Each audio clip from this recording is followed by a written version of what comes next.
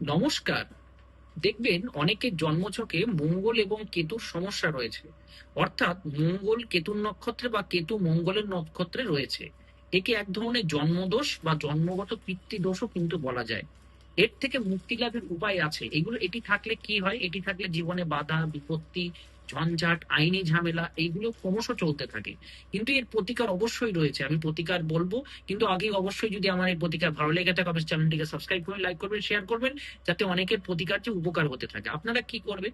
আপনারা সকালবেলার দিকে আপনারা কাককে কোনো দানা খাওয়াবেন, এবং কোনো কুকুরকে আপনারা কোনো রুটি বা ভাত এগুলো কিন্তু আপনারা খাওয়াবেন। তারপরে কি করবেন, নিম পাতা প্রত্যেক শনিবার দিনকে আপনারা জলে মিশিয়ে সেই নিম জল দিয়ে আপনারা স্নান করবেন, এবং সেই কোনো নিম পাতাটি কোনো প্রবাহমান জলে আপনারা ফেলে দেবেন, এবং জলে অর্পণ করার সঙ্গে সঙ্গে বলবেন ওম হিং শনিশ্চরায় নম বা ওম হিং কেতবে নম। এই মন্ত্রটি আপনারা অন্ততপক্ষে 11 বার জপ করবেন। দেখবেন আপনাদের জীবন থেকে সেই কেতুর সমস্যা, মঙ্গলের সমস্যা অবশ্যই দূরীভূত হবে।